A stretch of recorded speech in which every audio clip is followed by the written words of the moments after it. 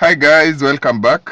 And on today's video, I think I'm going to talk about my experience versus what I've seen people saying about Uber cars, the gearbox problem.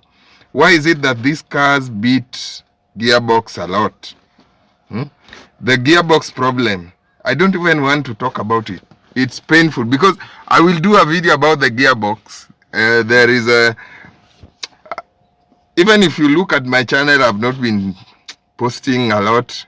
I've had a lot of problems. So we'll talk about it when that time comes. Let's focus on this one. So with the gearbox, what this brings us back to why was these cars made? I've seen many people coming with the stories. Oh, these cars were made for shopping. How many times do we go for shopping? I think it's a mentality that we believe that white people, they are very rich. It is a belief within us that white people, they are very rich, that they have 10 cars. One for going to church, one for going to supermarket, the other one going for children play with, the other one meant for going for other things, drinking. So they have like 10 cars, but that's a very big lie. Where did these cars came from? Now let's talk of what are these cars. These cars are called K cars. K cars were first made in Japan. Yes, they were made in Japan. And the first car was made, I think, in early 90s. And this is when Japanese economy was not doing good. The economy was collapsing. In fact, it was collapsed already. And this also should tell you that wherever there is pain, there is gain, because the economy is doing well today. So they wanted something. In fact, the government was already failing to even import fuels, petrol and all this gasoline and gas. They had a problem those days. So they had to think and rethink about what to do, what they should do to make sure that they don't use a lot of fuel, but the same thing can carry the heavy loads, their items, a lot of goods, all many people. That's why you will find out that some of these cars, they are too small, but they're very spacious. Look at this one. Look at the headroom. Look at that. So they tried to make it as good, small as possible, but as good as possible also, with enough space, with everything. But the main reason was to help the economy grow, so that the small amount of fuel that they had by that time could help everyone to move around. So they wanted something that will not use a lot of fuel. And if you think this is a lie, that these cars were made for shopping, or even the university students, like people say, how many years do you go for the university? Then after that, how many people do we have at the university? How many are they? Would you invest only on that? You understand?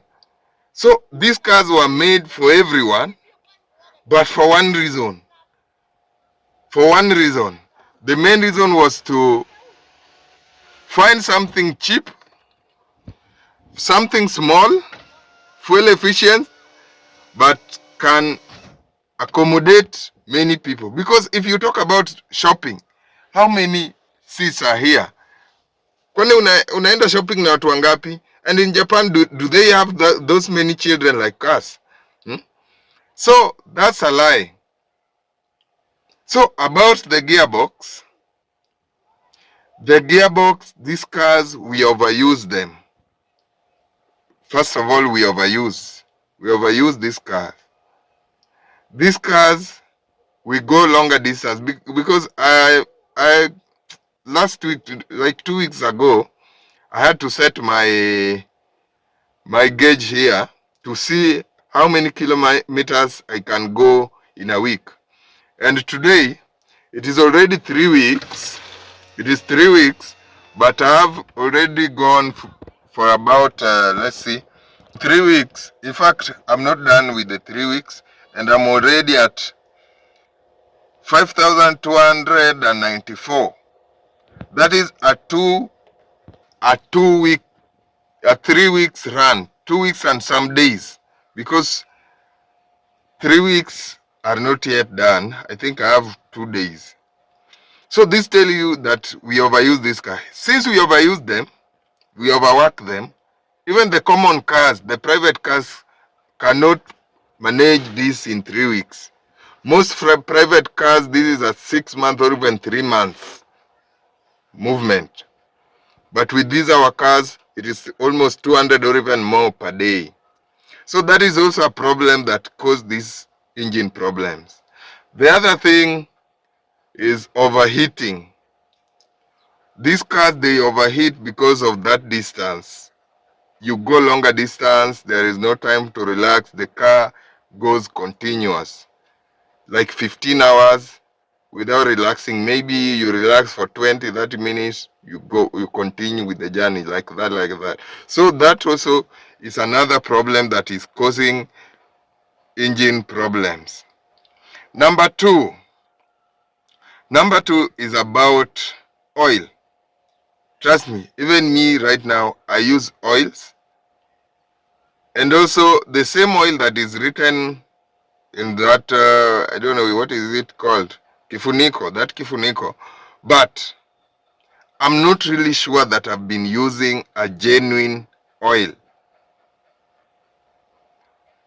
Though the oil is written Honda, whatever, because my car is Honda, but I don't believe whether it's genuine or not, because my country, I know how things work. And according to the price also, I'm not really sure. And these are the oil that are there. I've been trying to investigate and also to ask my friend, to ask almost everyone where I can find one, the original one, but things are going zigzag. Everyone, they don't know.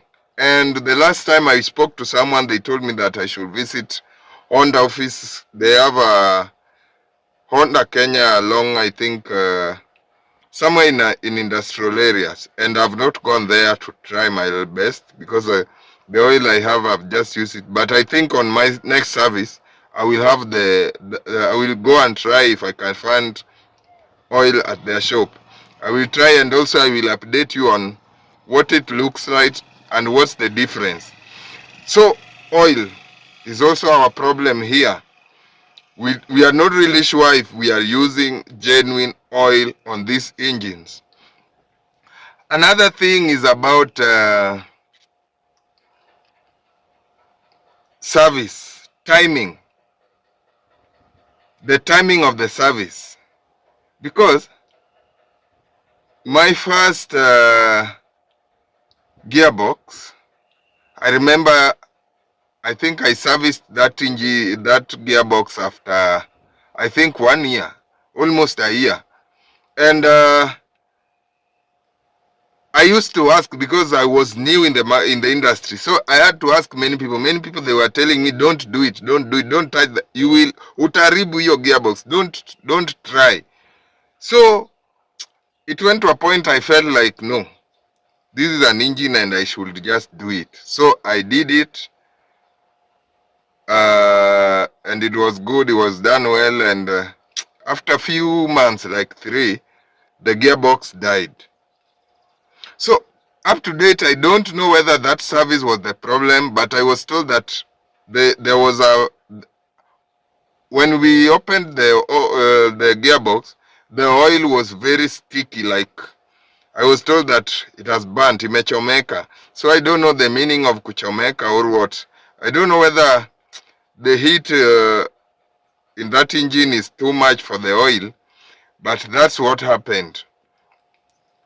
So I think also I took too long to service that engine, because from my studies, from what I've shown you, you have seen that in 3 weeks, 5,000 kilometers. And also ask yourself what a year looks like.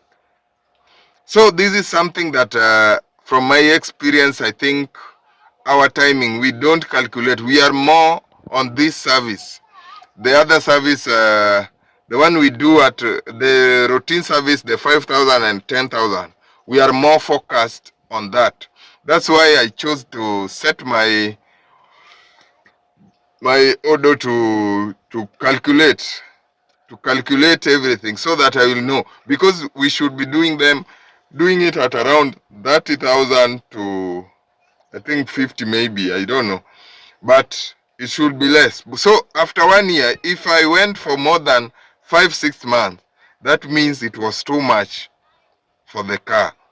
So that is also something that is happening with us. Timing of the gearbox service, and also the myth around it. What people are saying about around it will make you feel like you should not do it.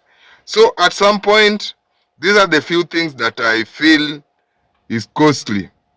Number three, also when you're buying a gearbox, there is a lot of problems there.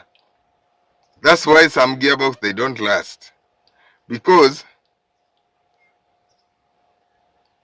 the gearbox, maybe they are giving you a gearbox that they have just repaired. It is an old gearbox repaired, and they want to sell it at a new price, the price of a new gearbox. This is also something that is happening around Grogon, where we buy spares, and I will make a video also about that. So after you have bought it, these gearboxes have been told that you can repair them. Automatic gearbox, you can repair them, but they will not give you a longer service. It will go maybe a month, 2 months, depending, but it will not go for long before it creates another problem. So this is also, we buy some gearbox that are dead, that are not good. So this is also something that you should know. Another thing is that these cars, wherever you buy a car in Kenya, most cars in Kenya, they are mutumbas. They are used abroad. They've been used like, I think 5 years outside the country. Then you come here to misuse them, to use them for long, the bad roads, all that. That is also something that happens with our gearbox. They are not new gearboxes. Our cars are not new. So sometimes maybe that car passed inspection, because I was told in Japan they do a very, very thorough inspection on these cars before they sell them. But at some point, maybe there is a problem that is creating a smaller problem that is already developing. With the time, after you have bought the car, it will come out. So I think we buy used cars. That is also a problem with our cars. Another thing is how we use these cars. Uber cars. Remember, we are being told that rough roads are very bad for these cars, for cars. Barabara ambayo huharibu gari, bad roads. And with these cars, we always go to bad roads. Look at this place. There is no even road, but you will drop a client around here. So something, bad roads. How does these bad roads impact our cars? The moment you are in a bad road, that means you will go low, you go high, you go low, you go high. So the selection of the gears, even since Ubers, we are mostly on the street, the street within the houses, the buildings, your gear selection is too much. You keep selecting all the time. You are on a higher gear, lower gear. You are on thicker road, you go inside Kasarani, Githurai, lower gear, upper gear, lower gear. So you select more. For the 200, you cannot compare an Uber car to the bigger car that is going to Mombasa. They cover the same distance, but the work is too much for Uber, because that guy, at some point, the one going to Mombasa, at some point, you will realize that this guy will be on a flat area. So it is just about speed. If 80 is 80 and the car moves. But with Uber cars, the selection is insane. It is always a bump. You reduce the move, the gear selection goes to a lower gear. When you get to the next, you accelerate a bit, then the next bump. You accelerate a bit, the next bump. Sometimes you go on a higher gear on thicker road or even some roads. On your arrival, you are on a rough road, you understand. So these are some things that are costing our gears. We select more. Our gears select more. The selection mostly, look at Islando. Everywhere there is a bump. How many bumps, if you can make 200 kilometers within this city, how many bumps will you have gone through on a single day? And what about a month? Have you ever asked yourself, even with me, coming from my house to the main road, it is a Cabro road, but I will beat like, let's say, about 10 bumps before reaching the main road. About 10. So, about 10 bumps. Ask yourself, if coming from home to the main road, I've hit like 10 bumps. What about if I will go the whole night? So that tells you that the selection is too much for this engine sometimes. Hello guys, please subscribe to my channel. Please support my channel. Let's grow together, and also please make the right decision. Thank you.